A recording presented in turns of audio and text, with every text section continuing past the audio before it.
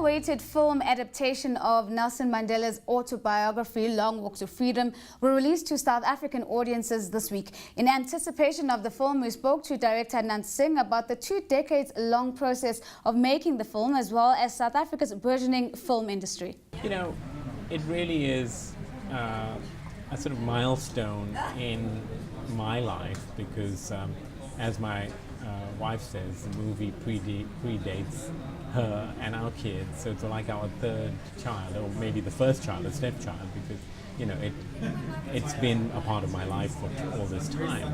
But to have it here and bring it to fruition and be able to present the movie to audiences here in Cape Town today is really very special. We shot most of the film here.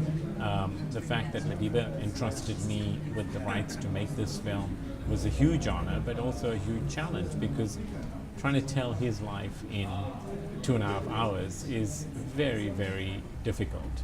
And finally, you know, after all this time, it actually paid off.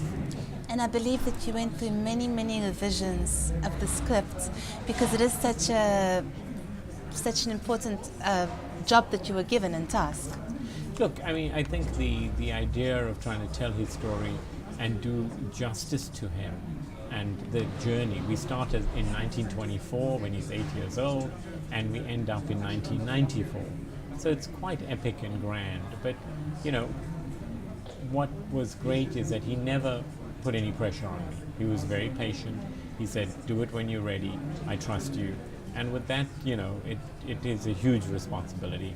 But I'm delighted that everybody came together and we were actually able to do this. What's his feedback on the film? Well, when we finished shooting last year, I had the opportunity to visit with him, take some scenes from the film, take some pictures from the film. He was very happy with what he saw. When he saw Idris in the old Madiba, you know, the Madiba shirt in the older look, and he said to me, "Is that me?" And then he smiled, and then I showed him the prosthetics that Idris had to go through to get this to that stage, and he was quite fascinated. Let's talk about the casting. Winnie and Nelson Mandela, they're characters for every South African and lots of people globally. They inspire such emotion in so many people. How difficult was that casting process? You know, again, I've always maintained that the idea of doing this, the best person for the job should be doing it. Because there has been criticism from people, well, it should have been South African, or it should be this or that. But I think when you see the film, you'll see that these 2 actors really stand up so well. But coupled with that, Atandwe Khani plays the young Madiba, and he does it brilliantly. And then you have a cast of hundreds that are all South African, people like Tony Koroke, who is brilliant, Riyad Musa plays Kathrada, Terry Petto plays Madiba's first wife, Evelyn Marseille, and you know, I'm very happy that everybody has come through and with their passion to make this film. Now, I want to touch on something that you brought up here, which is using that South African talent.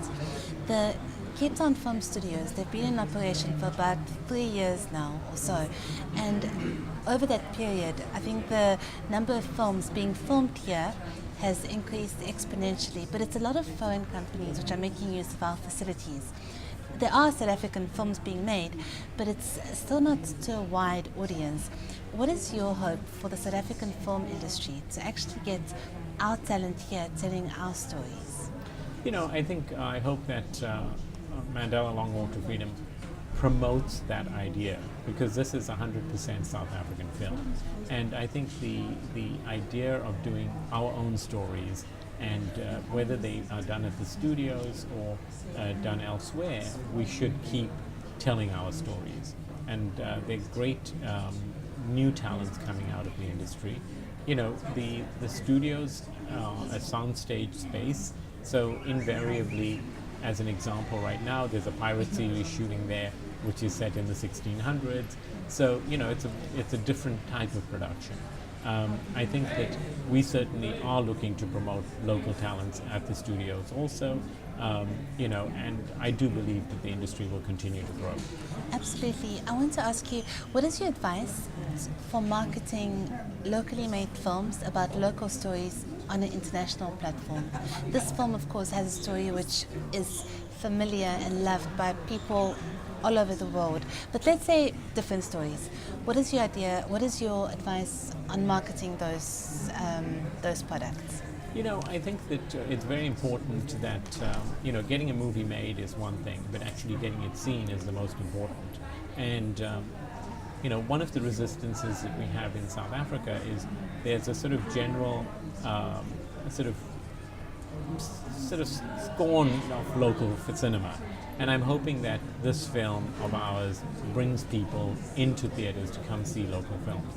More importantly, I think the international marketing is quite complex, and again, as a tool for marketing, the balance of what we have with Naomi, Idris, and the local actors is very important because it enables you to showcase each of the talents together, and that helps in the marketing internationally.